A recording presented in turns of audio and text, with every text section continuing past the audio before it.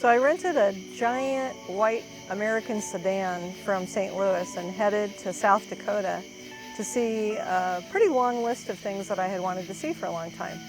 So I drove through hundreds of acres of sunflowers, and I stopped at the Badlands and took a really incredible ride on a very small helicopter out over the Badlands. Went to the Black Hills, got to see the Crazy Horse statue that's being made there. Went up and saw the Devil's Monument in Wyoming. Went to the Mammoth site, and also went to see some wild horses out in South Dakota.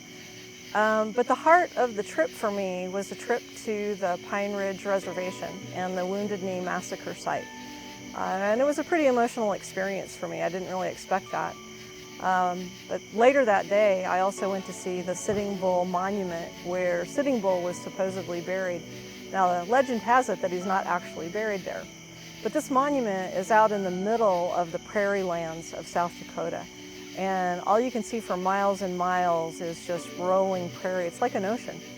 And the night was beautiful. I left the site. I was full of the trip, you know, in my great big road trip, and I found a campground right outside a little town pretty near the monument. And it was right on the banks of the Missouri River. And out there, the Missouri River, there's no trees around the Missouri River. The ground looks like, I should say the land looks like beige suede all the way down to the waterfront.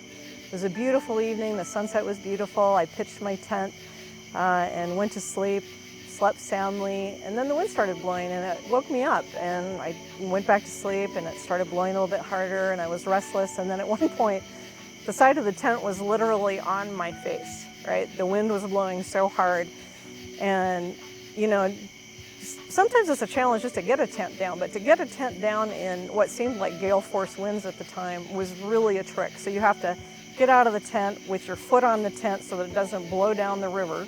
You know, and you're wrestling with your sleeping bag, and I had gallons of water in the tent to hold down the tent if a small wind came up. So I wrestled this whole thing in, and the wind is just howling fiercely, and I get to the car, which I can barely see. There's no light out on the campground, but there's just enough ambient light that I can see the silhouette of the car because it's white. So I open the back door to the car and I throw all this stuff in. It's like, oh my God, this is ridiculous, you know, but I see pretty far off the light of the bathrooms, a little light bulb on the bathroom. So, you know, I make my way cautiously through the dark to the bathroom, and I get to go to the bathroom, and on the way back, the wind is just so extreme, and I had long hair at the time, and it was blowing all over the place, and it's dark, and I can barely see the car off in the distance, and coming towards me, I see this white thing like blowing in the wind, and I'm thinking, did I like leave a shirt out or something? And so I go chasing after this piece of clothing that I'd left out and had gotten taken by the wind. And at the very last minute, when I went to scoop it up, I realized that it was a skunk. And what I was seeing was the stripe on the skunk as it was, you know, kind of wandering around looking for food. So at the very last minute, I didn't scoop the skunk up. And miraculously, the skunk did not spray me, which would have been catastrophic. Here I'm out in the middle of the plains in a rental car. You know, that would have been really a bad thing. So I get to the car and I open the front door. I can't get in the back seat because all my gear's back there. It's in the middle of the night. I have no idea what time it is. And I get in the car and I shut the door. Just a second later, it couldn't have been more than a second later, a deluge came down. The rain came down so hard that it was thunderous in the car. And, you know, just barely made it into the car in time to miss getting soaked by the storm. And it rained and rained for hours, and I couldn't sleep, and I finally fell asleep, and I don't know how long I slept, probably not very long. And I woke up, and the storm had passed, and the light was gray, and I got out of the car, and the air was so beautiful, and I was pretty proud of myself because I'd literally been blown. It felt kind of like Tatanka had come down and blown me off the side of the river and into the car into safety, you know. And there was just one little vestige of the storm off in the distance, and I got a picture of it. I was really proud of the picture.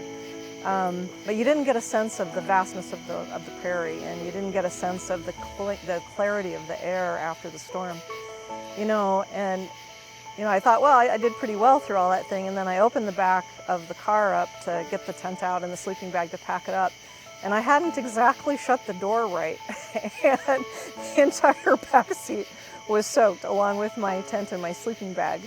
And fortunately, that was my last night out on my trip, and I drove back to St. Louis that evening. But you know, I thought about that, you know, the experience of traveling, which I did a lot by myself, you know, for many years. And when you're traveling like that, you have to make consecutive, constant good choices, right? If you make a mistake, it can be really serious for you when you're out traveling by yourself, you know. And then, you know, in the bigger picture too, in life, you know, kind of life is kind of like that, right? You know, you have to make these consecutive choices, and they can be so impactful for you. And I look back on that trip and I think I'm really so lucky that all I got was a wet back seat. Very nice.